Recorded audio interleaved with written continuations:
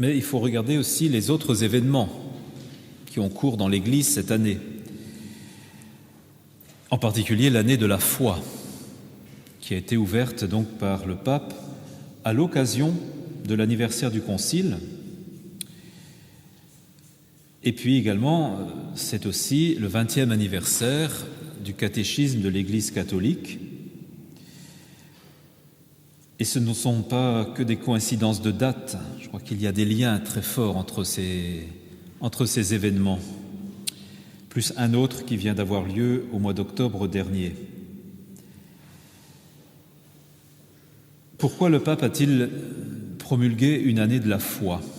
Ce n'est pas la première, il y en a déjà eu en 1967, donc 2 ans après le Concile, et donc une autre année de la foi à l'occasion du 50e anniversaire. Eh bien, Benoît XVI dit ceci: « L'Église dans son ensemble et les pasteurs en son sein doivent, comme le Christ, se mettre en route pour conduire les hommes hors du désert vers le lieu de la vie, vers l'amitié avec le Fils de Dieu, vers celui qui nous donne la vie en plénitude. » C'est donc un but, un objectif.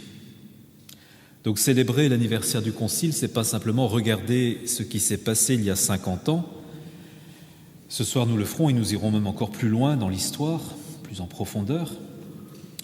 Ce n'est pas simplement évoquer une époque de l'avant ou de l'après, avec tout ce que ça comporte.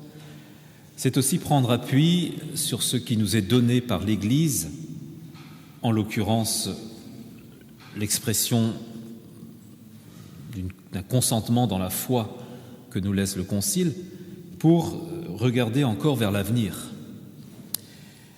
Et ce n'est pas pour rien non plus que dans les orientations diocésaines qui vous ont été données à la Pentecôte, vous le savez bien, il y a une orientation qui n'est pas moindre que les autres et qui invite à continuer à recevoir le Concile Vatican II pour voir comment encore ces textes rejaillissent et contribuent encore aujourd'hui à former notre vie chrétienne.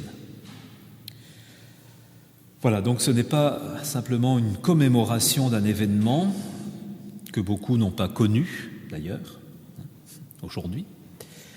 Il s'agit de puiser dans les textes, dans le message global de ce concile, de quoi être fortifié dans la foi pour mieux l'annoncer. Et l'autre événement qui a eu cours dans l'Église, très récent, vous le savez, et c'est aussi en cette période de l'anniversaire du Concile, c'est le synode sur la nouvelle évangélisation pour la transmission de la foi. Donc si l'Église, à travers le pape, a voulu convoquer ce synode en ce moment de son histoire, je crois que c'est aussi intéressant de le situer comme dans une perspective missionnaire pour notre temps. Et donc le Concile Vatican II peut encore et doit encore nous aider aussi à être porteurs de la bonne nouvelle de l'Évangile pour notre temps. Voilà, donc ce soir, nous ne ferons pas tout, évidemment, nous regarderons plus précisément un petit peu un contexte historique très large. Pourquoi dans l'Église y a-t-il des conciles ? Qu'est-ce que c'est au fond un concile ? On dit que c'est le 21e concile œcuménique de Vatican II, donc de manière très logique, il s'inscrit dans une histoire. Et il y a eu les conciles qu'on appelle œcuméniques, mais il y en a bien eu d'autres. Voilà. Donc ce soir, si vous voulez, on fera plusieurs choses, mais dans un premier temps, une plongée historique. Le Concile Vatican II n'est pas comme ça tombé par hasard, il est le fruit aussi d'une histoire. Si on considère que l'Église est un corps en croissance, eh bien on voit que les conciles aussi sont des moments repères dans cette croissance. Voilà, donc un peu, si vous voulez, un premier aperçu historique. Les conciles dans l'histoire de l'Église et le Concile Vatican II. De quand date l'institution des conciles ? Puisqu'on peut parler d'une véritable institution. Eh bien, il n'y a pas de date précise. Il y a quelques événements que l'on connaît. Mais on peut dire naturellement que dès les origines du christianisme, très vite, on verra que même dans les Écritures c'est précisé, l'institution des conciles est née du besoin ressenti par les chefs des communautés ecclésiales, les évêques, de se consulter sur les problèmes communs concernant la foi et l'organisation, on pourrait dire la discipline de l'Église. Le terme concile a deux origines étymologiques, au fond, qui sont très proches, qui sont semblables. Si je parle latin, je vais parler de concilium, qui évoque l'idée d'une assemblée. Et si je parle grec, je vais parler synodos, l'idée de faire route ensemble. Et d'ailleurs, on voit, même dans les textes de Vatican II, que les deux termes, parfois, sont interchangeables. On parlera du Saint Concile ou du Saint Synode. Voilà. Et si je mets les deux termes ensemble, au fond, je peux avoir là une très belle définition. Une assemblée pour faire route ensemble. Voilà. Il ne s'agit pas simplement de se réunir pour se congratuler, il s'agit de regarder vers l'avenir. Et ça a toujours été dans l'Église. Les conciles sont toujours nés dans un but de préciser quelque chose, de donner des points de repère pour la suite, de réguler au fond la marche de l'Église et de corriger ceux qui avaient besoin de l'être à certains moments. Donc si dans l'histoire de l'Église, la forme, bien sûr, la fréquence, la structure de ces conciles a beaucoup varié, il y a quand même une continuité et une cohérence de l'institution conciliaire. On peut même dire que les conciles, comme la primauté de Pierre, avec la primauté de Pierre, font partie de la structure essentielle de l'Église. Et donc très vite, ils ont été appelés à être l'instance qui a pris les grandes décisions qui engageaient la communauté ecclésiale. Il y a donc un fondement à cette institution, et le fondement, naturellement, on le trouve dans l'Écriture sainte, en particulier dans les Actes des Apôtres. Donc je vous inviterai à aller regarder au chapitre 15 des Actes, tout spécialement les versets 1 à 35. Alors on ne va pas lire ça aujourd'hui ici. Donc chapitre 15, 1 à 35, qu'on appelle parfois le premier concile de Jérusalem. D'un terme plus savant, on va appeler le proto-concile ou tout simplement l'Assemblée de Jérusalem.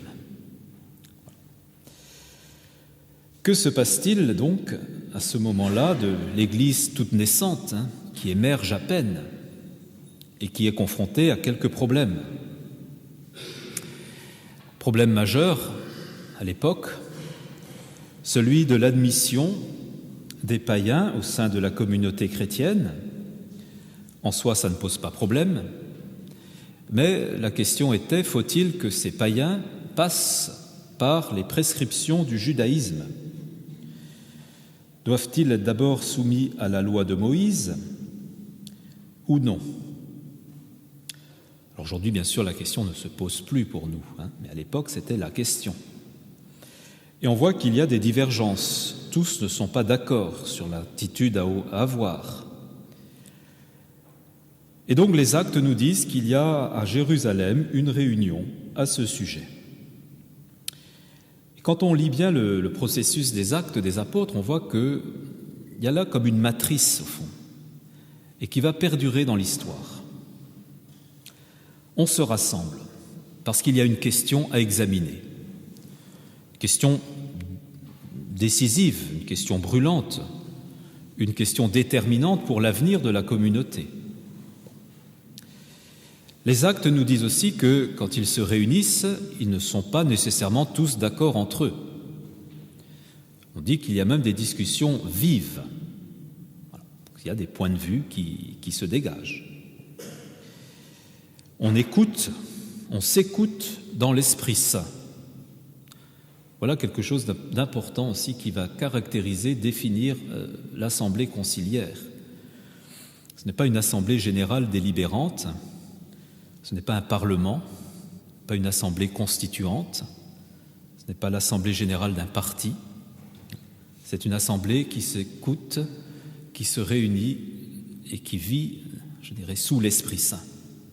Donc une écoute dans la charité. Et puis à un moment, il y a une synthèse qui est faite par un des apôtres, appuyée sur l'Écriture. Ici, c'est l'apôtre Jacques. Une décision est prise et elle est communiquée aux autres églises. Et elle a valeur pour les communautés chrétiennes, elle est transmise par un écrit. Voilà.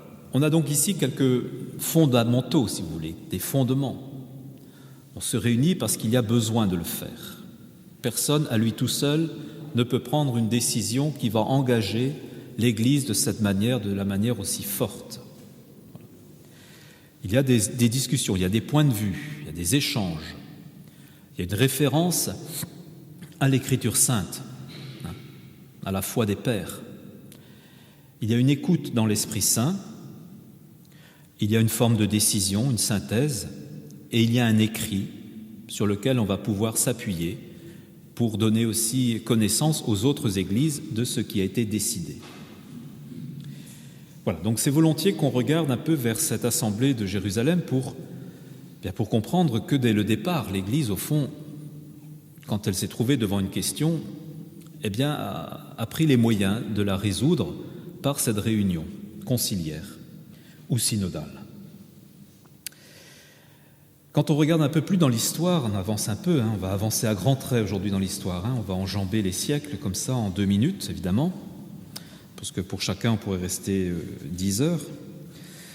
Dans l'Occident, le premier concile à peu près connu, répertorié au moins, c'est à Rome en 190, à l'initiative du pape Victor, qui réunit là quelques évêques pour discuter de la date, la fixation de la date de Pâques. Voilà. Ils n'étaient pas tous d'accord à l'époque sur le moment. Donc, voilà, cette première réunion de Rome est connue aussi. Et puis, au milieu du IIIe siècle, période très riche en particulier de l'histoire de l'Église en Afrique du Nord, à Carthage, en Égypte, mais aussi en Syrie, et dans la région de Carthage en particulier, entre 250 et 256, un grand nombre de réunions d'évêques ont lieu, des conciles si vous voulez, ou des synodes. Là aussi, dans ce milieu du IIIe siècle, une question majeure, fondamentale, se pose à l'Église. De quoi s'agit-il ? Eh bien, nous sommes encore sous le registre des persécutions, pas constantes, pas permanentes, sporadiques, mais qui laissent des traces profondes dans les communautés. Elles ne sortent pas indemnes. Et se pose en particulier une question aux responsables d'Église, aux pasteurs. Que doit-il advenir des personnes qui, sous la forme un peu d'une certaine persécution, ont pu renier leur foi au Christ, ou du moins décliner leur appartenance ou se mettre à distance de leur appartenance chrétienne, et qui, la persécution terminée, demandent à réintégrer l'Église. Voilà. Alors on appelle ça la question un peu des lapsis, c'est-à-dire ceux qui sont tombés à un moment, ceux qui ont failli. Naturellement, il y a 2 tendances toujours qui se font jour. Il y a ceux qui disent il n'y a pas de problème, on peut les admettre. Et puis il y a d'autres qui disent il n'en est pas question. Voilà. Eh bien, les évêques de l'Afrique du Nord, à l'instigation d'un grand, parmi eux, saint Cyprien de Carthage, évêque de Carthage, se réunissent en concile, en assemblée, pour examiner cette question, qui n'était pas qu'une question notionnelle, intellectuelle, qui était une question pastorale. Un concile a aussi cette dimension-là. On ne se réunit pas que, même si c'est important, pour des querelles de théologiens. On se réunit aussi parce que l'Église a besoin de prendre une orientation, une décision. Il est bon donc de le faire ensemble. Saint Cyprien de Carthage disant dans mon ministère d'évêque, je n'ai jamais rien décidé, du point de vue très engageant, tout seul. Voilà. Et saint Cyprien décrit cette assemblée des évêques de Carthage en 251. C'est un texte très important, car là aussi, dans la suite des Actes des Apôtres, il nous donne un peu les fondements, les fondamentaux du fait conciliaire. Qu'est-ce qui se passe quand les évêques se réunissent en concile ou en synode? Voilà la description, enfin en partie au moins, de cette assemblée de Carthage par saint Cyprien. Quand l'ardeur, dit-il, de la persécution se fut assoupie, avec un grand nombre d'évêques que leur foi et la protection de Dieu avaient maintenus sains et saufs, nous nous sommes réunis. Après avoir lu des textes de l'Écriture sainte dans les deux sens, nous avons adopté, avec un sage tempérament, un moyen terme. D'une part, l'espérance de la réconciliation ne serait point totalement refusée aux lapsis, de peur que leur désespoir ne les porte davantage au mal et que, voyant l'Église fermée devant eux, ils ne suivent le siècle pour vivre en païens. D'autre part, la sévérité évangélique ne serait pas non plus amoindrie par une admission en bloc et à la légère à la communion.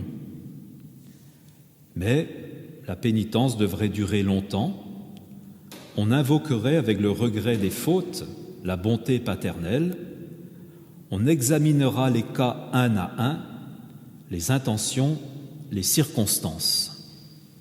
Voilà. Donc face à cette question des lapsis, vous voyez, donc ceux qui, dans les persécutions, avaient pu, d'une manière ou d'une autre, sans complètement rejeter le christianisme, mais faire certaines formes d'allégeance sous la pression et la contrainte, ne serait-ce que venir brûler quelques grains d'encens devant la statue de l'empereur. Était-il définitivement rejeté ou pas? Et vous voyez, saint Cyprien, il décrit le processus. Alors ce qui est intéressant à remarquer, c'est d'abord un grand nombre d'évêques. Voilà. Il ne dit pas combien, mais on ne fait pas un concile à 2. Il y a 3. Déjà une assemblée. Bon. Nous nous sommes réunis. Après avoir lu des textes de l'Écriture dans les deux sens. Référence première, fondamentale à l'Écriture sainte. Alors l'expression ici dans les deux sens, ce n'est pas à comprendre de droite à gauche et de gauche à droite, c'est simplement une lecture approfondie, méditée. Et on va chercher dans l'Écriture une forme de réponse, ça veut dire une méditation de l'Écriture. On verra la place de l'Écriture sainte, la place de la parole de Dieu, c'est un thème, on va dire, où c'est permanent dans les conciles, jusqu'au Concile Vatican II qui, de manière alors suréminente, l'a remis en valeur. Donc voilà, nous avons adopté avec un sage tempérament une décision.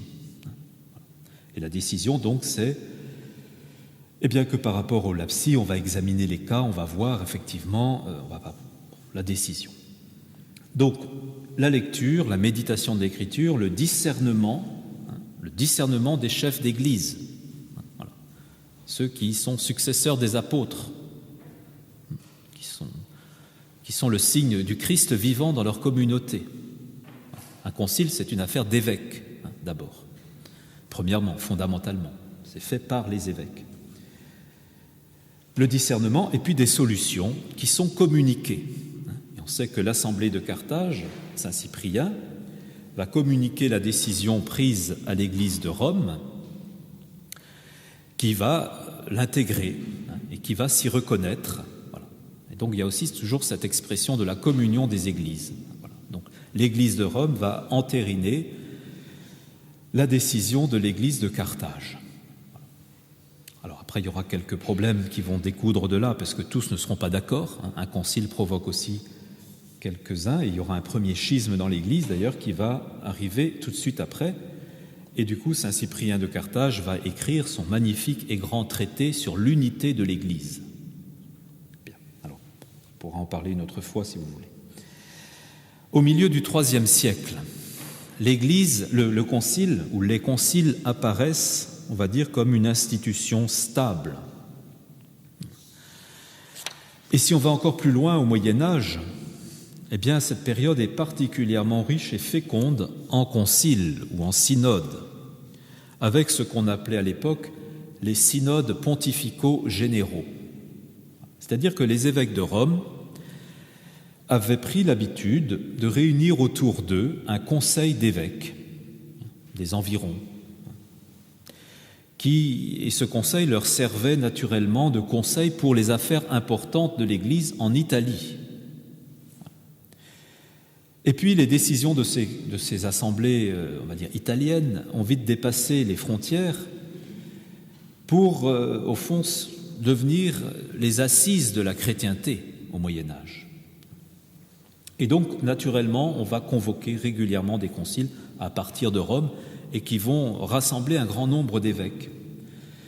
Par exemple, en 1215, ce fameux concile du Latran, concile majeur du Moyen-Âge, un des plus importants réunis jusqu'alors, va rassembler déjà 412 évêques, plus un certain nombre d'autres qui ne sont pas évêques, mais qui sont soit des pères abbés ou des délégués des chapitres des cathédrales.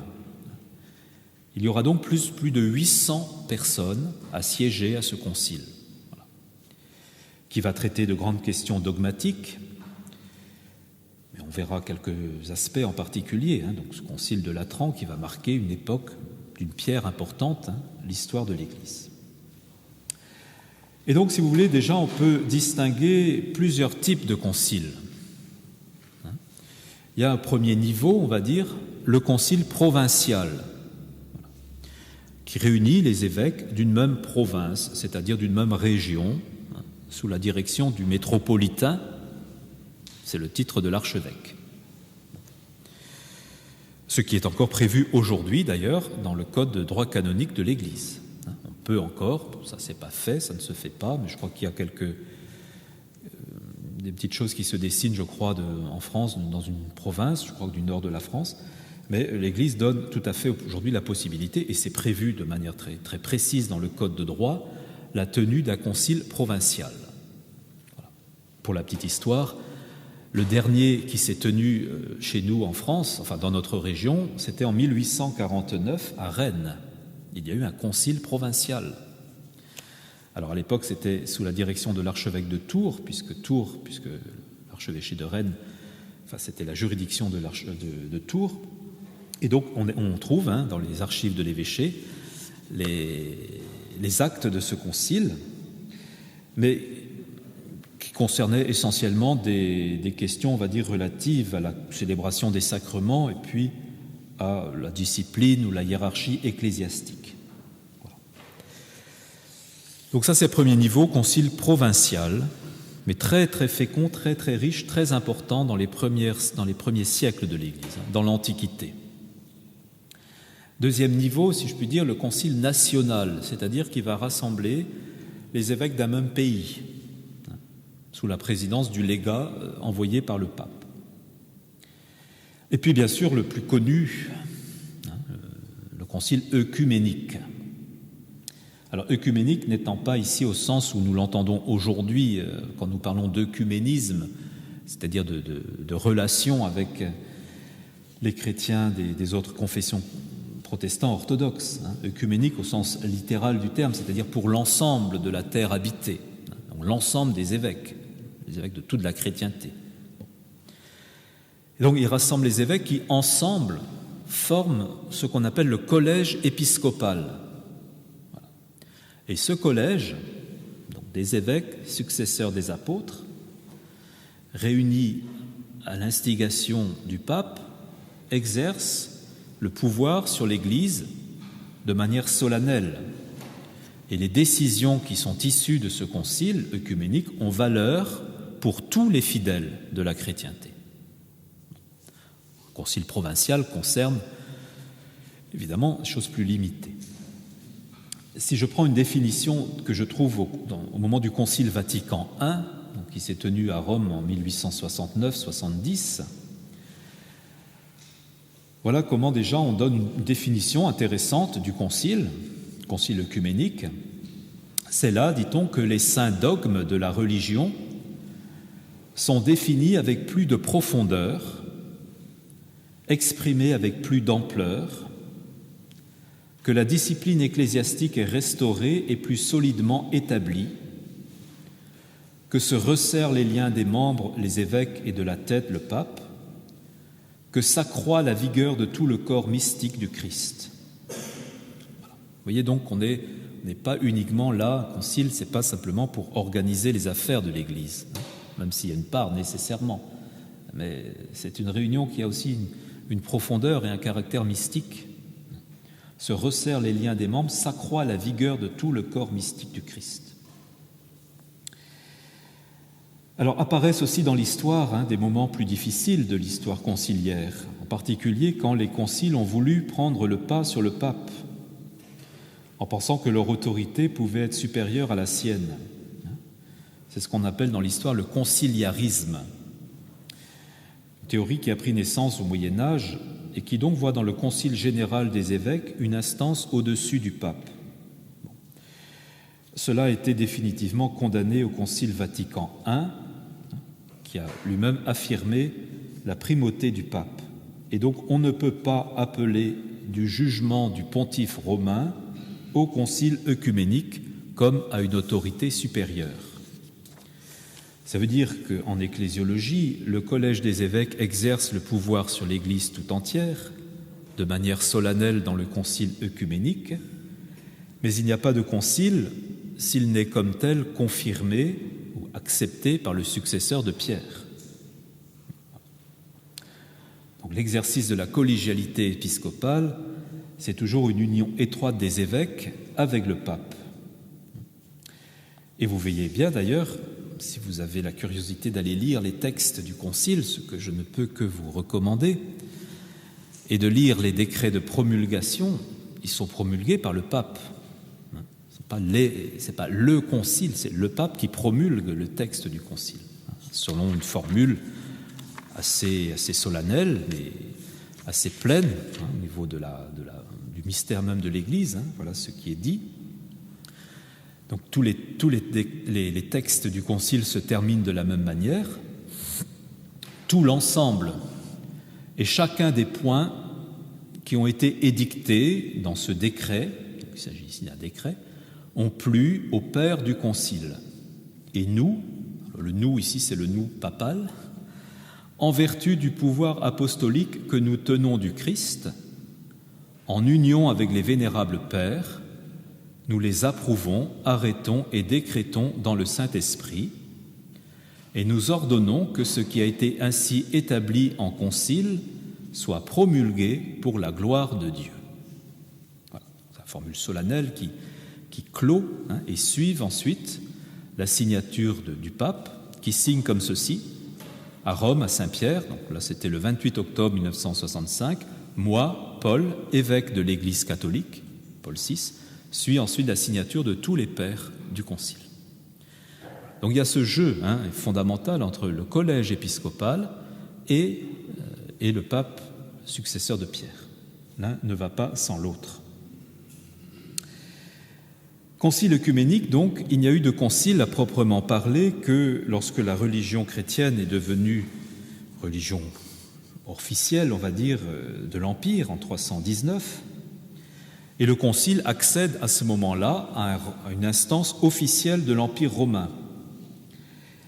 Et donc les premiers conciles œcuméniques vont être convoqués et présidés par l'empereur lui-même. Et le premier en date de ces conciles œcuméniques se passe en l'an 325 dans une ville de la Turquie actuelle qui s'appelle Nicée. Intéressant et important de voir pourquoi on convoque un concile à ce moment-là, en 325. Qu'est-ce qui se passe ? Eh bien, il y a une grave crise qui est en train de se développer dans l'Église et qui menace, pour une bonne part, de vider le christianisme de sa substance. Voilà. Puisque ce concile est occasionné par ce qu'on appelle la crise de l'arianisme. Arius, qui est un prêtre de l'église d'Alexandrie en Égypte, et qui commence par susciter un certain émoi chez ses fidèles, puisqu'ils ne prêchent pas ce que les autres prêtres ou les autres curés de la paroisse ont prêché jusqu'alors. Donc il jette le trouble dans le sens sensus fidei de ses fidèles, puisqu'il leur dit, au fond, que Jésus n'est pas vraiment le Fils de Dieu. C'est une créature, mais qui n'est pas Dieu lui-même. Alors, c'est très compliqué, l'arianisme, c'est une position qui fait appel à des notions philosophiques, etc. Voilà. Et donc, au fond, lui, il essaye d'expliquer l'inexplicable, c'est-à-dire la nature divine du Christ. Voilà. Et ce qui est intéressant, c'est que ces fidèles sont troublés. Ils disent, mais ce n'est pas notre foi, ce n'est pas ce qu'on nous a appris. Donc ça n'a pas de sens, et ce n'est pas ce que nous savons, ce que nous croyons. Et donc, comme on fait naturellement dans ces cas-là, on écrit à l'évêque, quand on n'est pas content de son curé. Et donc voilà que l'évêque d'Alexandrie, Athanase, doit aussi regarder cela. Mais le problème, c'est que l'arianisme commence à séduire pas mal de monde, et qu'il y a des communautés, il y a même des évêques qui prennent parti pour l'arianisme, etc. Donc l'Église est profondément divisée, troublée. Voilà. Et donc il est décidé, l'empereur, parce que c'est une question politique aussi, une question d'organisation et de paix dans l'Empire, l'empereur convoque le concile, c'est lui qui fait la déclaration d'ouverture, et puis ensuite il laisse les évêques discuter de théologie. Voilà. Et donc il y a des affrontements théologiques qui doivent s'expliquer sur la nature de Jésus. Voilà, on est ici sur des points de vue dogmatiques importants. Bien. Et le Concile rejette évidemment les thèses d'Arius et va, de manière solennelle, introduire dans la profession de foi de l'Église un terme pour dire, voilà, ce terme-là, c'est celui qui dit « notre foi au Christ ». Et donc on l'inscrit dans le credo. Donc, il est fondamental, on ne peut pas l'omettre. Si on l'omet, on n'est pas dans la communion de l'Église. Et quel est ce terme ? Celui que vous dites tous les dimanches, quand vous chantez ou dites le credo de Nicée-Constantinople. Je vous laisse 15 secondes pour chercher. Consubstantiel. Alors, on le dit en français d'une manière édulcorée, de même nature que le Père, consubstantialem en latin, homoousios en grec. Le Fils est de même nature que le Père. Dieu né de Dieu, lumière né de la lumière, bon, tout ça c'est bien. Engendré, non pas créé, de même nature que le Père. Voilà. Et donc on va introduire ce terme, un peu technique, on va dire, emprunté au registre théologique, il n'est pas scripturaire. Jésus, dans l'Évangile, ne dit pas « je suis de même nature que le Père ». Il le vit pleinement, évidemment. Mais le terme technique, si vous voulez, a été introduit dans la théologie. Et donc, on va statuer, voilà, et on va donc édicter cette règle de foi. Et donc, si on ne s'y reconnaît pas, eh bien, on n'est plus, du coup, dans la communion de l'Église. Voilà. Et donc, vous voyez, les conciles vont aussi jouer un rôle, et en particulier les premiers conciles œcuméniques de l'Antiquité, qui vont devoir... On va avoir la même chose au moment de Constantinople, en 381, concernant le Saint-Esprit. Donc on va avoir ce texte, si vous voulez, le symbole de Nicée-Constantinople, qui fait partie de notre patrimoine, de notre tradition, de notre foi. Voilà. Et donc ce sont les conciles qui sont donc aussi des lieux de débat et de théologique, ou d'affinement de la pensée théologique. Parce qu'il est nécessaire à un moment de se mettre d'accord pleinement et de se reconnaître dans des articles de foi. Donc le premier concile de Nicée va être un événement majeur. Alors il y aura ensuite des répercussions, parce qu'il y a aussi il y aura des conséquences. Parfois tous ne reconnaîtront pas ce concile. De même le concile de Chalcédoine, un peu plus tard, ne va pas non plus être reconnu par tous. Il va donner lieu aussi à des dissidences. Le concile de Nicée va également, puisque les évêques sont réunis, on en profite pour régler quelques questions qui ont plus trait à la vie de l'Église. Il y a toujours cet aspect, le volet dogmatique, si vous voulez, les termes quand même fondamentaux qui mettent en jeu notre foi et sur lesquels on ne peut pas... il faut revenir, il faut s'appuyer. Et puis des choses qui concernent plus la vie de l'Église.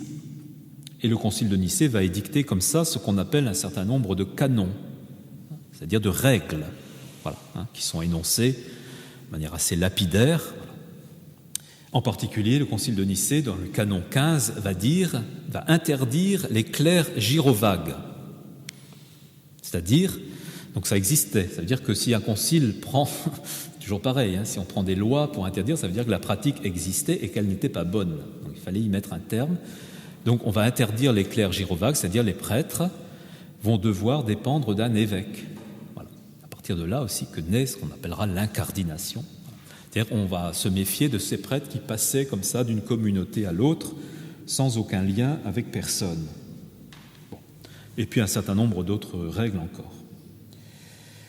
Écoutons comment Eusèbe de Césarée, un historien de l'Antiquité, décrit ce premier grand rassemblement de la chrétienté dans la vie de Constantin. Et vous verrez qu'il y a comme un écho des Actes des Apôtres, en particulier du récit de la Pentecôte. Je crois qu'il y a là aussi quelque chose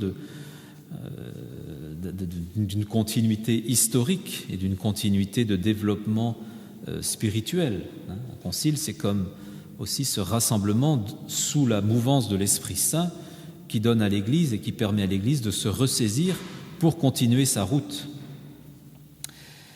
Donc il décrit cela de manière un peu fleurie, mais c'est toujours intéressant. De toutes les églises qui remplissent l'Europe entière, la Libye et l'Asie, s'assembla la fleur des ministres de Dieu. Une seule maison de prière, comme dilatée par la puissance divine, réunit les Syriens, les Ciliciens, les Phéniciens et les Arabes, les Palestiniens, ceux d'Égypte, de Thébaïde, de Libye, de Mésopotamie. L'évêque de Perse fut également présent. Le Pont, la Galatie, la Pamphylie, la Cappadoce, l'Asie, la Phrygie avaient envoyé leur élite. Les Thraces, les Macédoniens, les Archéens. D'Espagne même, un évêque illustre entre tous, Osius, vint siéger avec les autres. L'évêque de la ville impériale, Rome, fut retenu par son grand âge, mais il était représenté par des prêtres de son Église. Alors combien d'évêques étaient présents là, on ne sait pas trop bien. Eusèbe de Césarée avance le chiffre de 250. Et puis bien sûr, après, les 8 premiers conciles œcuméniques se tiennent dans la partie orientale de l'Empire, Nicée, Constantinople, Éphèse, Chalcédoine en 451, qui va définir de manière là aussi dogmatique et ferme et fondamentale et décisive. Dans l'unique personne du Christ, il y a 2 natures, la nature humaine et la nature divine. Donc il va aussi énoncer, comme ça en fond, un contenu dogmatique. Puis à Constantinople, voilà. Et puis ensuite, les 13 conciles œcuméniques suivants, donc si je compte bien, ça fait 21, vont se tenir dans la partie occidentale, dans différentes villes. Rome, Lyon, la ville de Trente, on reviendra là-dessus, un concile important aussi, au milieu du XVIe siècle. Le concile de Latran, en 1215, j'en ai parlé, mais il va trancher par rapport aux autres parce qu'il va là aussi rappeler un certain nombre de règles importantes. C'est lui qui va édicter notamment, rappeler la règle du célibat ecclésiastique. C'est au concile de Latran également en 1215 qu'on rappellera qu'il faut communier au moins une fois par an et se confesser au moins une fois par an. Et on va en profiter pour donner aussi comme un traité au fond de la confession. Voilà. Donc les conciles, si vous voulez, ne sont pas simplement des mesures législatives, il y a cet aspect-là, mais il y a derrière aussi, on appellerait ça aujourd'hui une théologie pastorale. Voilà. Et bien sûr le concile de Trente en 1545-1563 pour réagir donc après la réforme protestante où il faut réaffirmer la doctrine du point de vue catholique, le péché, la grâce, en particulier, et les sacrements. Le concile de Trente va beaucoup insister sur la place fondamentale des sacrements dans notre foi catholique. Alors pourquoi réunit-on des conciles ? Eh bien, peut-être que vous l'avez un peu compris, les conciles sont rassemblés quand la conscience de l'Église est troublée par une hérésie, par une difficulté majeure, grave. Voilà. Quand l'Église est mise en question, donc il faut prendre une décision unanime. Quand l'Église est troublée au-dedans ou au-dehors, d'ailleurs. Il peut y avoir aussi des problèmes internes. Le but, donc, c'est toujours d'obtenir un apaisement de la conscience de l'Église. Alors nous verrons bien sûr qu'avec Vatican II, un tournant va s'opérer, puisque précisément la convocation de Vatican II ne sera pas motivée, au regard de l'histoire, par une nécessité impérieuse de cet ordre. Il n'y a pas de crise doctrinale qui justifiait la tenue d'un concile à ce moment-là. Il y avait bien des problèmes, mais de là à faire un concile, certains disant « mais pourquoi faire un concile ?» Là, on va un peu avoir une certaine nouveauté, au fond, qui va apparaître. Donc, un concile, c'est un acte de tout le corps ecclésial, l'expression de l'unité dans la communion. Voilà. Et c'est pour ça, et c'est très important, dans la tradition de l'Église, donc vous voyez ici, je vous montre quand même qu'un concile, c'est traditionnel, au sens fort du terme, puisque ça accompagne la croissance de l'Église depuis les origines. Voilà. La loi des conciles, dans la tradition, ce n'est jamais celle de la majorité contre la minorité. Ce n'est pas un parlement. Ce n'est pas non plus une conférence interconfessionnelle, ce n'est pas une assemblée constituante. C'est l'ensemble des évêques qui sont les successeurs du collège apostolique, tel que le Christ l'a voulu et constitué, avec Pierre à sa tête. Donc dans un concile, il peut y avoir des expressions diverses, mais la majorité et la minorité doivent tendre à un consensus le plus grand possible. On voit bien. Et même au moment du Concile Vatican II, le pape Paul VI a parfois préféré reporter le vote sur certains textes, sentant que ce n'était pas prêt, qu'il y avait encore trop de débats, trop de discussions. Voilà.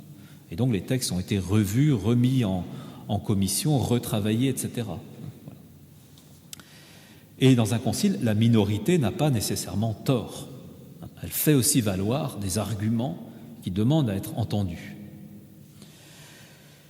Et donc, de Jérusalem à Vatican II, dans toute cette longue histoire, il y a un fait qui a été vérifié, que lorsque les responsables d'Église ont parlé, qu'ils se sont mutuellement écoutés dans la charité, que leur décision a mûri dans la prière, importance quand même, la communion de l'Église se manifeste par leur adhésion. Donc les décisions des conciles font partie de ce vaste et riche patrimoine vivant de foi qu'est la tradition, et dont le Concile Vatican II nous dit qu'elle comprend tout ce qui contribue à conduire saintement la vie du peuple de Dieu et à en augmenter la foi. Et pour comprendre encore mieux ce qu'est un concile, il faut en parler comme d'une célébration liturgique. Et du reste, Jean XXIII et Paul VI ont toujours parlé de la célébration du concile. La pratique liturgique est inscrite au cœur même de l'assemblée conciliaire. Bien sûr, il y a des prières, mais il y a plus que ça, si je puis dire. Il y a un geste majeur, fondamental, qui a toujours été fait à Vatican II, un geste traditionnel, qui existait depuis le concile d'Éphèse au moins, que Vatican I avait repris en partie et que Vatican II a encore remis plus en valeur. C'est le geste de l'intronisation solennelle de l'Évangile. Voilà. Un rite qui consistait donc à ce qu'au milieu de l'assemblée conciliaire, l'évangéliaire, fut porté à bout de bras, traversait donc toute la basilique Saint-Pierre pour être placé devant les pères conciliaires sur un trône, pour signifier que c'est le Christ présent, vivant dans sa parole, qui préside l'assemblée, et que l'assemblée ne peut exister qu'en écoutant la parole, qu'en se soumettant à cette parole. Donc ce n'est pas simplement quelque chose qui vient comme quelque chose en plus, ça dit la nature même du concile. Et on voit bien d'ailleurs que le Concile Vatican II va dans sa propre réflexion, introduire cela, puisque un des textes majeurs et fondamentaux du Concile, c'est le texte sur la parole de Dieu, Dei Verbum, et qui commence par dire « en écoutant religieusement », je trouve la citation précise, il dit ceci: « En écoutant religieusement et proclamant avec assurance la parole de Dieu, le Saint Concile fait sienne cette parole de Saint Jean. Nous vous annonçons la vie éternelle qui était auprès du Père, qui nous est apparue. Ce que nous avons vu et entendu, nous vous l'annonçons. » Citation de première lettre de Saint Jean. C'est pourquoi, suivant la trace des conciles de Trente et de Vatican I, il entend proposer la doctrine véritable sur la révélation divine et sur sa transmission. Vous aurez occasion d'ailleurs dans le travail proposé dans le diocèse sur les textes de Concile Vatican II de lire cela, et vous verrez que quand on lit bien, c'est très important. Le Concile ne commence pas par dire « nous allons proposer la doctrine ». Il commence par dire « en écoutant religieusement la parole de Dieu, telle qu'elle nous est donnée, révélée ici par Saint Jean, nous, suivant la trace des conciles de Trente et de Vatican I, on s'inscrit dans une histoire, dans une tradition, il y a deux conciles ici, entend proposer la doctrine véritable sur la révélation divine. » Voilà. Il y a un processus là. En écoutant religieusement, en proclamant avec assurance la parole de Dieu, suivant la trace des conciles, c'est-à-dire dans la tradition de l'Église, nous vous annonçons, nous vous proposons la doctrine véritable, afin que, en entendant l'annonce du salut, le monde entier y croit, qu'en croyant il espère, qu'en espérant il aime. Il reprend ici une citation de saint Augustin. Voilà, donc un concile s'est tissé au fond de citations de l'Écriture, mais qui ne sont pas simplement des citations que l'on cherche et que l'on va comme ça mettre bout à bout. Il y a une inspiration au fond qui se fait à l'écoute de la parole que l'on transmet. Donc au fond, les évêques sont successeurs des apôtres qui ont entendu le Christ et qui sont aussi chargés de transmettre les paroles de vie qu'ils ont entendues. Donc cette dimension liturgique est très importante. Et quand le pape Paul VI venait au concile, il ne venait pas à chaque fois. Parfois, il laissait l'Assemblée agir. Il ne se mettait pas sur ce trône de présidence. Il se mettait à côté, pour bien signifier que ce n'était pas le pape qui présidait, mais le Christ. Alors, un jeu symbolique important. Pour signifier que le Christ est face à l'Assemblée et que ce n'est qu'en contemplant le mystère du Christ qui se révèle et qui se donne à connaître que l'on a à contempler ce visage du Christ pour la vie de l'Église. Je reviendrai tout à l'heure avec les textes que je vous donnerai. Un théologien, le père Louis Bouillet, dit ceci: « Dans le concile où s'assemblent tous les évêques, nous avons une représentation, voire une véritable présence sacramentelle de l'Église entière, dans ce qui constitue l'organe de son unité, l'ensemble de l'épiscopat réuni autour de l'évêque successeur de Pierre. Le concile n'est à dire vrai qu'une concélébration, j'emploie l'expression, où s'affirme dans l'Eucharistie commune des chefs d'Église la communion de celle-ci dans l'unique Église. » Célébration de l'Eucharistie au cœur aussi de l'Assemblée conciliaire. Il restera dans la tradition qui s'est gardée jusqu'à nos jours comme la donnée de base de tout concile, de toute réunion des évêques et des églises dans et par leurs évêques, de se constituer non pas comme une assemblée délibérante quelconque, mais très précisément comme une assemblée liturgique des chefs d'Église. Alors évidemment, il ne faut pas non plus tomber dans la vision totalement irénique d'une assemblée où tout se passe très bien et où tout le monde est d'accord sur tout. Voilà, c'est évident. Il y a aussi des discussions qui ont pu être âpres, des désaccords, des tensions. Et un chroniqueur, d'ailleurs, en 1963, ne s'y trompait pas en disant, au terme de la première session, il écrivait ceci dans la revue Études de janvier 63. « Certains, dit-il, vont être scandalisés de voir que dans un concile, il peut y avoir des luttes d'idées.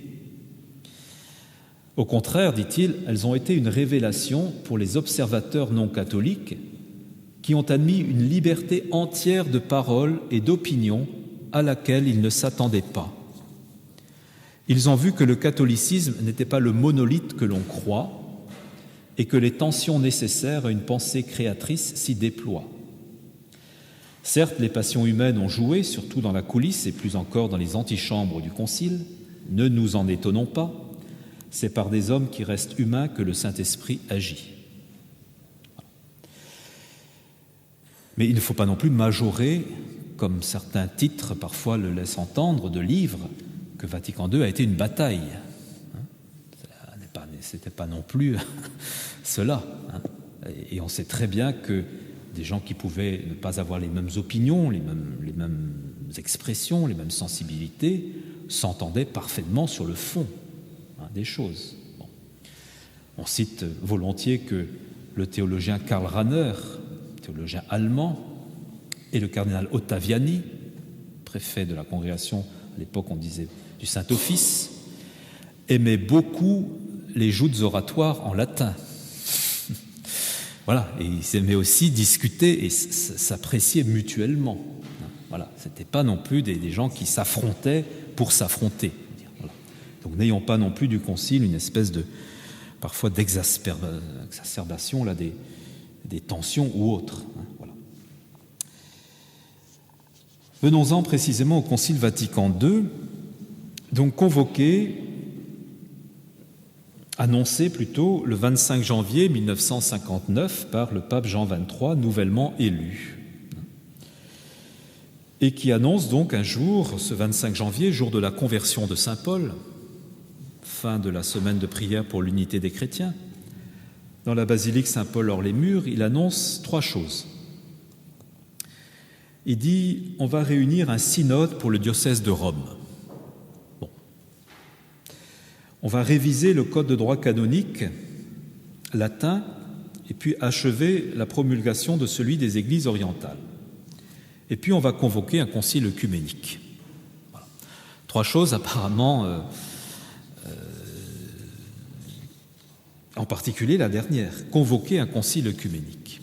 Alors très peu étaient au courant. Le petit cercle autour de Jean XXIII savait ce qui allait se passer, mais il y a un effet de surprise. Qu'est-ce qui peut motiver une telle décision ? Au regard de l'histoire, comme je l'ai dit, il n'y a pas de nécessité d'un concile, puisqu'il n'y a pas de crise majeure doctrinale qui justifierait cela. 1959. Bon. Du point de vue même théologique, certains professeurs de théologie dans les universités romaines ou ailleurs, même dans l'université d'Angers, paraît-il, disait que, au fond, la convocation d'un concile n'était plus de mise, n'était plus nécessaire dans l'Église, puisque en 1870, la Constitution Pastor Aeternus ayant défini l'infaillibilité pontificale, on pouvait se demander s'il y avait encore besoin d'un concile. Et des théologiens donc pensaient que le développement donné à la fonction papale pourrait absorber et rendre inutile la fonction universelle du corps épiscopal. Tous les théologiens ne pensaient pas ça, mais il y avait aussi cette vague de pensée dans l'Église. Et pourtant, quand on regarde ce qui s'est passé dans l'Église depuis le XIXe siècle, on voit aussi qu'il y a eu une vie pastorale, une vie ecclésiale très importante, très intense, une vie de théologien en particulier. Au cours du XIXe siècle, 2 figures marquantes de la théologie ont contribué aussi par leurs réflexions, par leurs écrits, à retrouver une certaine vision de l'Église qui plongeait plus dans la tradition des pères de l'Église. En particulier, celui peut-être que vous avez entendu parler, John Henry Newman, le bienheureux John Henry Newman, donc un théologien anglais, récemment béatifié. Un autre, un Allemand, John Adam Möller, de l'école de théologiens de Tübingen, dont Benoît XVI est un héritier parfait. Voilà, donc des théologiens du XIXe siècle, de la moitié du XIXe siècle, qui voyaient l'Église non pas tellement comme un organisme juridique, mais dans la ligne de saint Paul et des pères de l'Église, de saint Cyprien de Carthage en particulier, disait l'Église apparaît comme un corps vivifié de charismes diversifiés, donc beaucoup plus organique et sacramentel qu'une institution simplement juridique. Donc il y avait tout un courant théologique là, qui se développait, en particulier relayé aussi en France par des théologiens comme le père Henri de Lubac, grand théologien jésuite, le père Yves Congar, devenu cardinal plus tard. Donc il y a un travail théologique. Il ne faut pas oublier qu'en 1945 paraît la première édition de ce qui aujourd'hui est devenu un livre, Les sources chrétiennes, c'est-à-dire qui fait redécouvrir la pensée créatrice des origines de l'Église, des pères de l'Église. Voilà. Mais c'est aussi tout le XIXe siècle. Le XIXe siècle et puis même le XXe siècle, un siècle également très marqué par un travail pastoral des congrégations religieuses, le mouvement missionnaire, tout l'apostolat, les mouvements d'action catholique, mais aussi toute forme l'apostolat missionnaire, etc. Donc le XIXe siècle est un siècle très très riche du point de vue de la création de la pastorale. C'est le siècle où le taux de catéchisation en France a été le plus élevé. Il ne faut pas oublier, le XIXe siècle atteint un pic. Après ça, il y a une vie extraordinaire. Et donc Jean XXIII est lui-même, si vous voulez, en plus, il connaît bien ce monde, mais Jean XXIII est un historien. Il ne faut pas oublier que sa formation première, c'est d'être professeur d'histoire, séminaire de sa ville de Bergame. Et il a beaucoup travaillé les conciles, concile de Trente en particulier, et en particulier, il a énormément travaillé la figure de saint Charles Borromée, qui fut donc un des grands artisans, au fond, et qui a mis en œuvre le concile de Trente dans l'Église. Et Jean XXIII lui-même, de par son histoire personnelle, avait été au contact avec des réalités très, très importantes et très diverses dans l'Église. Donc historien, professeur d'histoire, et puis ensuite, en Italie, il était chargé de ce qu'on appelait la propagation de la foi, donc les œuvres missionnaires. Voilà. Donc il a énormément circulé, il a eu des contacts avec beaucoup d'églises à ce moment-là, de missions. Et puis le pape Pie XI l'a envoyé comme, alors c'était pas nonce apostolique tout à fait, mais c'était l'équivalent visiteur apostolique en Bulgarie. C'était en plein milieu de l'Église orthodoxe, voilà, dans les tensions qui pouvaient être en plus à l'époque, où il a beaucoup marqué lui-même, Jean XXIII. Puis en Turquie, dans un pays beaucoup marqué par d'autres formes, en particulier un pays laïque, Turquie qui développait cette... Et puis en 1945, à la Libération, dans les grands problèmes de l'époque aussi, il est envoyé en France, où il a eu à régler en particulier la question de l'épiscopat. Et puis la France, où il a rencontré aussi tous ces territoires de mission, est paru en France dans ces périodes-là un livre qui a fait choc à l'époque, France, pays de mission, des abbés Gaudin, qui décrivait un peu l'état d'une France malgré les apparences, dans certaines régions, fortement déchristianisées. Voilà. Donc voilà, il y a tout, je dirais, ce patrimoine personnel de Jean XXIII, et puis comme patriarche également de Venise, pour terminer. Et donc le fait d'être nonce apostolique, d'être aussi au fait de bien des situations de l'Église et de la vie du monde. Et donc, ayant pris cette décision du Concile, il dit ceci une semaine après: « La Providence m'a tiré de mon village natal et m'a fait parcourir les routes du monde, en Orient et en Occident, me mettant au contact avec des peuples de religions et d'idéologies diverses, en contact avec des problèmes sociaux aigus et menaçants, me conservant le calme et l'équilibre du jugement, toujours préoccupé étant sauve la fermeté sur les principes du credo catholique et de la morale, plus de ce qui unit que de ce qui sépare et suscite des contrastes. » Et donc, la réaction du cardinal Tardini, son secrétaire d'État, après l'annonce du concile, constatant, dit-il, ce jour-là que le souhaitable était aussi possible, la décision s'imposa à lui. Il était prêt à l'accueillir, à reconnaître dans ce projet d'un concile universel la volonté de Dieu sur lui et sur l'Église. Mais on sait bien aussi, quand on lit les chroniques, que quand Jean 23 fait cette annonce, les gens y croient sans trop y croire, ils ne savent pas. En fait de concile, il n'y en avait pas eu depuis plus de 80 ans dans l'Église. Voilà. Et en plus, quand Jean 23 donc, annonce le concile, il ne lui donne pas de programme très précis. Même c'est le cas, c'est même loin de là. Il dit ceci: on va convoquer un concile, il s'agira de promouvoir l'illumination, l'édification, la joie du peuple chrétien tout entier. Promouvoir une invitation cordiale et renouvelée aux fidèles des communautés séparées, afin de prendre part avec nous à cette recherche de l'unité.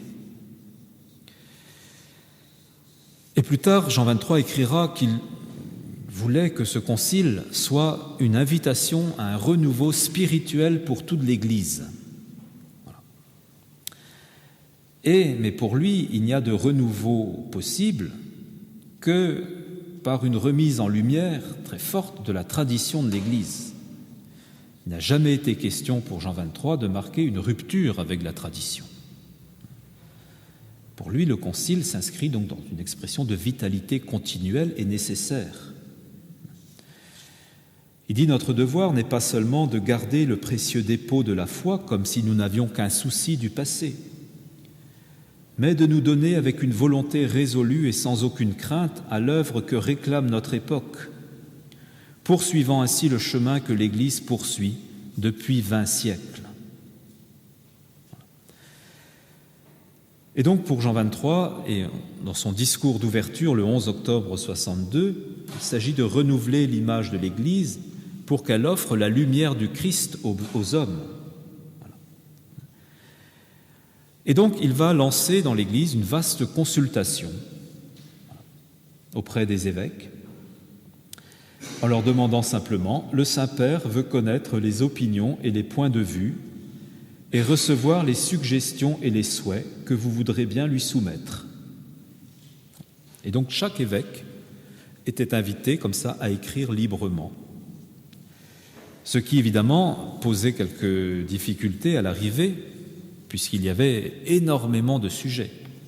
Et donc le concile aura un peu de difficulté au début, parce qu'il va falloir trouver un chemin dans tout cela.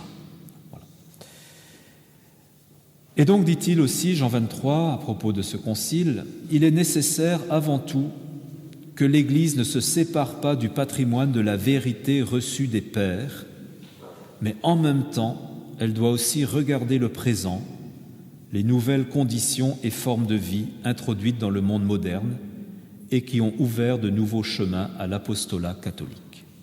Je crois qu'on a là dans cette définition un peu toute la visée du concile, que l'Église ne se sépare pas du patrimoine reçu de la vérité des pères et elle regarde le présent, les nouvelles conditions et formes de vie introduites dans le monde moderne et qui ont ouvert de nouveaux chemins à l'apostolat catholique. Donc il faudrait aussi regarder, mais on ne peut pas le faire ici, ce qu'était le monde des années 60. C'est un monde très ambigu, un monde marqué par le progrès, mais aussi marqué par l'angoisse. On est dans la perspective de 1962, le spectre d'une troisième guerre mondiale n'est pas loin encore, avec les fameuses fusées de Cuba, etc. Voilà.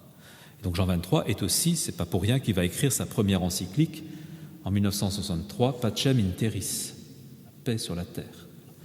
Donc c'est aussi un monde ambigu, un monde traversé par de multiples courants, un monde marqué aussi par les deux blocs. Le bloc marqué aussi par un athéisme très marqué, voilà, et dans la partie aussi marquée aussi par l'Église du silence, persécution, etc. Voilà. Donc il y a tout ce monde-là aussi qu'il connaît et pour lequel, dit-il, il faut annoncer le Christ, mettre en valeur la lumière du Christ. En résumant tout cela, Benoît XVI dit à propos du Concile: le Concile s'est chargé et acquitté de la grande tâche de définir à nouveau aussi bien la distinction que la relation de l'Église avec l'ère moderne et la relation de la foi avec ce temps et avec ses valeurs. Alors, on va regarder maintenant, si vous voulez, on va passer quelques textes. On ne va pas les lire de manière précise, vous aurez le temps de le faire, mais pointer peut-être quelques éléments comme ça, un peu, qui vous permettront de lire les textes eux-mêmes.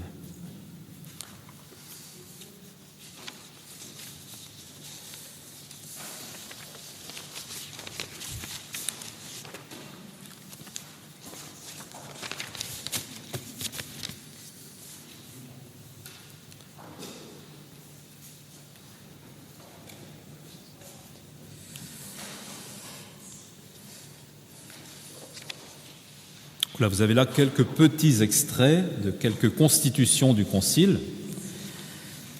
Les 4 grandes constitutions, c'est-à-dire les textes majeurs, fondamentaux.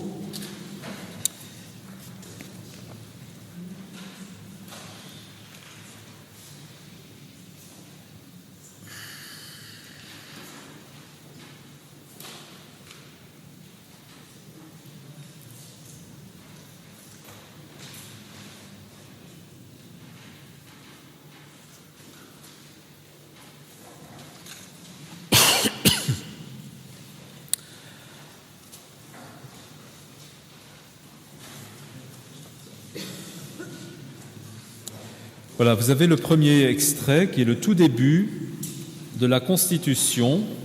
Donc, vous savez, les textes du Concile, il y a 16 documents conciliaires.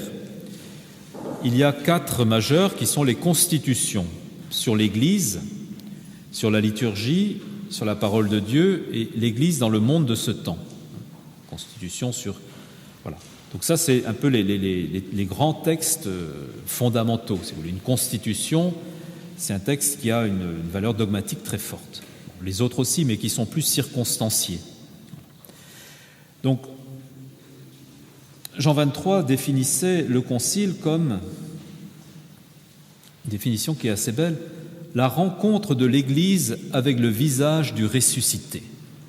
L'Église vient contempler le ressuscité, vient se recevoir de lui. Que peut être, dit-il, un concile, sinon le renouvellement de la rencontre avec le visage de Jésus ressuscité, qui rayonne à travers toute l'Église pour sauver, réjouir, illuminer les nations humaines. Donc l'intuition fondamentale de ce 21e concile œcuménique, ce n'est pas d'abord de réformer l'Église, de la réorganiser, même si de fait ça va. Ce n'est pas d'abord cela. Dans l'intention du pontife de l'époque, c'est de laisser l'Église se renouveler en contemplant le mystère du Christ. Voilà. Et donc tout renouveau, dit Jean 23, de l'Église, alors il emploiera le terme un peu intraduisible italien aggiornamento, mise à jour. Bon, mais c'est pas tout à fait ça non plus. C'est pas de mettre à jour comme on met à jour en effaçant le passé. C'est pas ça du tout. C'est renouveau, renouvellement. Mais un renouvellement, ce n'est pas d'abord une affaire humaine. Une dimension spirituelle très importante, c'est se laisser renouveler par la contemplation du visage du Christ. Et le pape Paul VI va reprendre cette idée en disant « l'Église, que faisons-nous, dit-il, au Concile ?» Voilà. Vous savez, donc Jean 23 meurt en 1963, et donc c'est le pape Paul VI qui dit on continue le Concile. Et donc, en inaugurant la 2e session, donc nouvellement pape, il dit ceci, mais que faisons-nous au Concile ? Il dit, nous faisons l'Église du Christ, l'Église du Christ se regarde en lui comme en un miroir et dans un sentiment très vif d'amour, s'efforce de découvrir en lui sa propre forme, cette beauté qu'elle veut pour elle resplendissante. Voilà.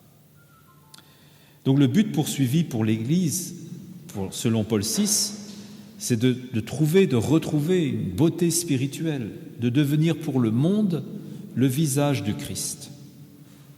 Et donc c'est clair, l'intention de Jean 23, de Paul VI, que dans la mesure où l'Église est fidèle à contempler le visage du Christ, qu'elle va approfondir son renouveau et va se manifester comme l'œuvre, ou l'instrument plutôt, de l'œuvre divine. Et c'est bien pour ça que le premier texte qui ouvre le concile d'une certaine façon, c'est celui que vous avez sous les yeux. Le Christ est la lumière des peuples. Ce n'est pas l'Église qui est la lumière des nations. Il ne faut pas se tromper. Le Christ est la lumière des peuples. Réunis dans l'Esprit Saint, le Saint Concile souhaite donc ardemment, en annonçant à toutes les créatures la bonne nouvelle de l'Évangile, répandre sur tous les hommes la clarté du Christ qui resplendit sur le visage de l'Église. Voilà. L'Église étant dans le Christ en quelque sorte le sacrement, c'est-à-dire à la fois le signe et le moyen de l'union intime avec Dieu et de l'unité du genre humain. Donc la mise à jour dont il est question, ou l'aggiornamento que l'on dit pour le Concile à l'époque, ce n'est pas une affaire de décision, ce n'est pas des recettes. Le but du Concile, c'est annoncer le Christ. Première chose, donc. Et c'est cette expérience, au fond, spirituelle, l'Église du Christ, ça va courir, au fond, ça court dans tous les textes du Concile. Ça, c'est vraiment la ligne directrice, la ligne de fond. L'Église à l'écoute de son Seigneur. Voilà. Et donc, je rappelais comment, au cours de chaque séance, l'évangéliaire était intronisé, placé devant l'autel, face aux évêques, ce livre qui représentait le Christ. Et 10 ans avant le Concile Vatican II, c'est assez étonnant, un théologien dont j'ai déjà parlé, qui va faire beaucoup, le père Henri de Lubac, dans un livre magnifique qui s'appelle « Méditation sur l'Église », que je vous recommande, écrit en 1954, 10 ans avant le Concile. Il dit ceci, à propos de l'Église. Si Jésus-Christ ne fait pas sa richesse, l'Église est misérable. Elle est stérile si l'Esprit de Jésus n'y fleurit pas. Son édifice est ruineux si Jésus-Christ n'en est pas l'architecte et si des pierres vivantes dont elle se construit, son esprit n'en est pas le ciment. Elle est sans beauté si elle ne reflète pas l'unique beauté du visage de Jésus-Christ. Elle ne nous dit rien si elle n'est pas pour nous le sacrement, le signe efficace de Jésus-Christ. C'est ce qu'écrivait Henri de Lubac en 1954. Et vous voyez que ce terme est repris dans le Concile ici, l'Église étant dans le Christ en quelque sorte le sacrement, c'est-à-dire le signe et le moyen de l'union intime. C'est-à-dire, le Concile Vatican II va dire l'Église, ce n'est pas d'abord un organisme juridique, si effectivement il y a une part d'organisation nécessaire, mais elle n'est cela que parce qu'elle est d'abord, dans le Christ, le signe et le moyen de l'union du genre humain avec Dieu. Voilà. L'Église est essentiellement reliée au Christ. Elle n'existe que par le Christ. Voilà. Et donc il va y avoir cette ecclésiologie, mais qui est d'abord une ecclésiologie qui découle de la contemplation, de la méditation du mystère du Christ. Donc ça, c'est très important. Il y a comme alors, ça ne veut pas dire qu'avant ça n'existait pas, mais on rappelle ici que l'Église, elle découle du mystère de Dieu. Et toute la première partie du texte sur l'Église va d'abord rappeler ce mystère de l'Église qui découle du plan de Dieu. Et le même texte existe pour la liturgie. Et on retrouve encore cet extrait, un texte majeur là sur la liturgie. Pour l'accomplissement d'une si grande œuvre, le Christ est toujours là auprès de son Église, surtout dans les actions liturgiques. Il est là, présent dans le sacrifice de la messe et dans la personne du ministre, le même offrant maintenant par le ministère des prêtres, qui s'offrit alors lui-même sur la croix et au plus haut degré sous les espèces eucharistiques. Il est présent par sa puissance dans les sacrements, au point que lorsque quelqu'un baptise, c'est le Christ lui-même qui baptise. Il est là présent dans sa parole, car c'est lui qui parle, tandis qu'on lit dans l'Église les Saintes Écritures. Enfin, il est là présent lorsque l'Église prie et chante les psaumes, lui qui a promis, là où 2 ou 3 sont rassemblés en mon nom, je suis là au milieu d'eux. Effectivement, pour l'accomplissement de cette grande œuvre par laquelle Dieu est parfaitement glorifié et les hommes sanctifiés, le Christ s'associe toujours l'Église, son épouse bien-aimée. qui l'invoque comme son Seigneur et qui, par la médiation de celui-ci, rend son culte au Père éternel. Le Concile va beaucoup remettre en valeur aussi cette idée de l'Église, l'épouse bien-aimée du Christ. Voilà. Et donc ce magnifique passage sur la liturgie, vous pourrez le relire et le méditer. En particulier, il est là présent dans sa parole, car c'est lui qui parle, tandis qu'on lit dans l'Église les Saintes Écritures. Et puis le texte sur la révélation divine, Dei Verbum, numéro 2, qui rappelle cela, qui remet en valeur cette primauté du Christ.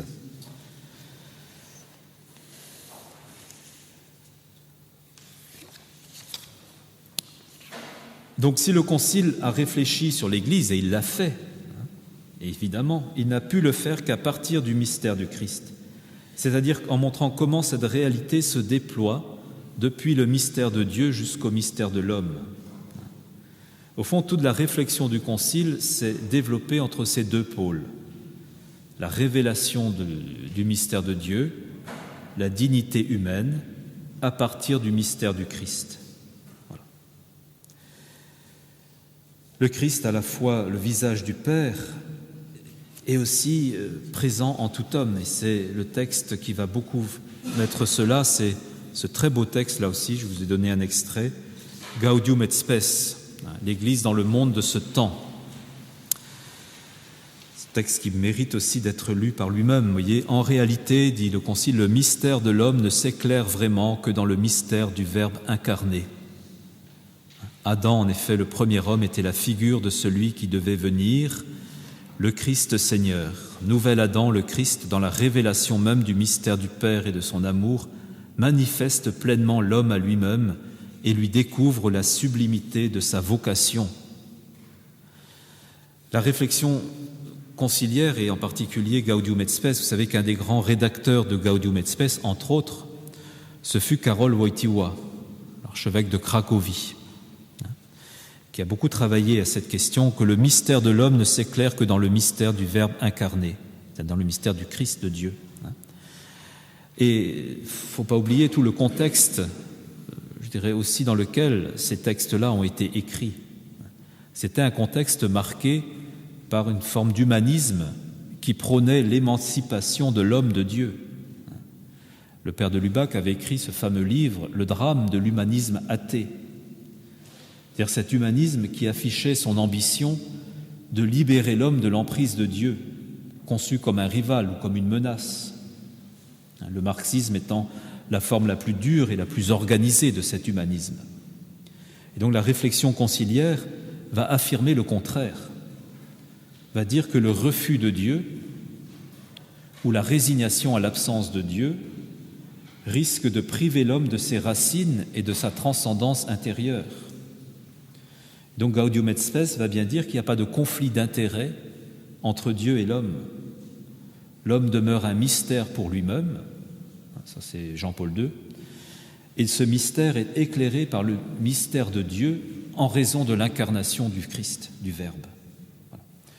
Donc ces textes du Concile, quand on les resitue dans leur contexte, on voit aussi comment ils redisent au fond le lien intrinsèque, fondamental entre l'homme et Dieu, révélé, éclairé par le mystère du Christ, et que séparer l'homme de Dieu conduit à un drame. Et donc, vous voyez encore, vous avez le paragraphe 6, telle est la qualité et la grandeur du mystère de l'homme. Ce mystère que la révélation chrétienne fait briller aux yeux des croyants. C'est donc par le Christ et dans le Christ que s'éclaire l'énigme de la douleur et de la mort qui, hors de son évangile, nous écrase. Le Christ est ressuscité. Par sa mort, il a vaincu la mort et il nous a abondamment donné la vie pour que nous devenions fils dans le Fils. Nous clamions dans l'Esprit « Abba, Père ». Voilà, alors ce que je voudrais vous dire pour terminer, c'est cette invitation à lire les textes du Concile. Vous savez que c'est une orientation diocésaine, donc c'est une invitation forte.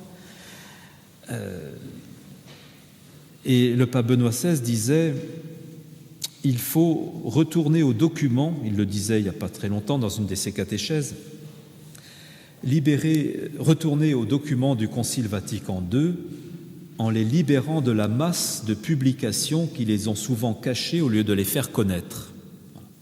Le petit exercice qu'on vient de faire, vous voyez, ces textes-là sont des textes nourrissants pour notre foi. On peut s'appuyer là-dessus pour une véritable formation chrétienne.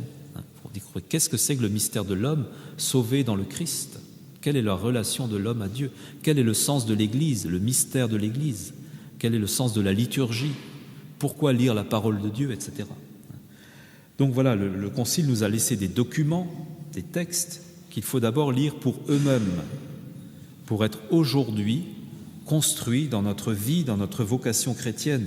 Les textes du Concile, bon, il y en a un petit peu, mais ce ne sont pas d'abord des textes techniques. Ce sont des textes donnés à l'Église par des pasteurs pour que nous trouvions aujourd'hui la manière la plus juste et la plus fidèle pour vivre en chrétien. Voilà. Donc je crois que ces documents sont aussi l'expression de ce que l'Esprit Saint a dit à l'Église en cette circonstance du Concile, il y a 50 ans, pour qu'elle trouve les manières appropriées d'annoncer l'Évangile. Donc ces textes-là, pour moi, c'est évident, et c'est pour ça qu'il faut les lire, les relire et les travailler ensemble, et se former à l'école, je dirais, du Concile. Ces textes ont un contenu, vous le voyez, biblique et théologique évident. Voilà. Donc, ils contribuent à construire, à affermir la foi chrétienne. Donc, la première chose à faire, c'est de les lire, de les étudier, de les prendre comme des occasions pour nous former. Voilà. Et ces textes-là, évidemment, ont un caractère, il ne faut pas non plus se voiler la face, parfois un peu difficile, textes théologiques. Bon. Mais il faut s'aider mutuellement à les lire, il faut s'encourager, il faut s'éclairer. Voilà, ces textes donc aussi, je crois, ont donné bien sûr lieu ensuite à bien des développements, mais ils sont passés dans la vie ordinaire de notre Église. Donc si nous voulons connaître aussi notre Église aujourd'hui, on peut bien sûr s'y référer.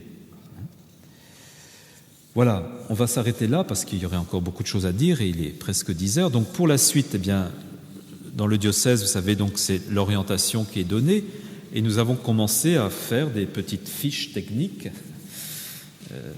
pour justement encourager le plus grand nombre à lire les textes du Concile. Voilà, ça se présente comme ça, mais je crois que dès vendredi, vous serez mis à l'œuvre. Voilà, donc on vous propose, nous avons constitué une petite équipe pour travailler cela dans le diocèse, pour fournir des documents qui permettent de lire quelques extraits des textes, et puis voilà, de les travailler ensemble, et puis de s'éclairer mutuellement. Donc je crois que c'est l'occasion, non pas de parler du Concile, au fond. C'est pas ça qui est important. Bon, le Concile a eu lieu, voilà, nous en sommes très heureux, nous en bénéficions, mais c'est pas ça. C'est qu'est-ce qui nous est donné, qu'est-ce qui nous est laissé pour nous enrichir, pour nous aider, pour grandir dans la foi. Voilà. C'est ça le but. C'est pas lire, c'est pas simplement parler du Concile, même si effectivement je l'ai fait et ça c'est important. Mais voilà, regardons aussi aujourd'hui comment, et le pape Benoît XVI y insiste longuement, vous le savez bien, dans tous ses écrits, il nous dit ceci encore. Pourquoi lire les textes du Concile? Il emploie souvent cette expression de boussole pour notre temps. Les textes du Concile, je ne trouve plus la citation exacte, dit ceci. Voilà, je termine par cette citation, puisque quand le pape a parlé, on n'a plus rien à dire. Il faut donc, poursuit Benoît XVI, retourner aux documents du Concile. Voilà. Ils sont pour notre temps aussi une boussole qui permet aux bateaux de l'Église d'avancer en pleine mer, au milieu des tempêtes ou sur les eaux calmes et tranquilles, de naviguer en sécurité et d'arriver à bon port. Le Concile Vatican II est pour nous un appel fort à redécouvrir chaque jour la beauté de notre foi, à la connaître plus en profondeur, pour avoir une relation plus intense avec le Seigneur, à vivre jusqu'au bout notre vocation chrétienne. Voilà. S'il fallait vous convaincre de cette phrase, un appel à redécouvrir la beauté de notre foi, la connaître plus en profondeur. là, il y a un réel et grand défi. Vous avez entendu l'évêque, pour ceux qui étaient là dimanche dernier, connaître en profondeur notre foi. Voilà. Pourquoi ? Pour avoir une relation plus intense avec le Seigneur, à vivre jusqu'au bout notre vocation chrétienne. Donc ce qu'on a voulu dans le diocèse, c'est bien cela, c'est donner ces orientations dans lesquelles il y a le concile pour, au fond, essayer d'honorer, au fond, cette demande d'une relation plus forte et plus vraie avec le Seigneur.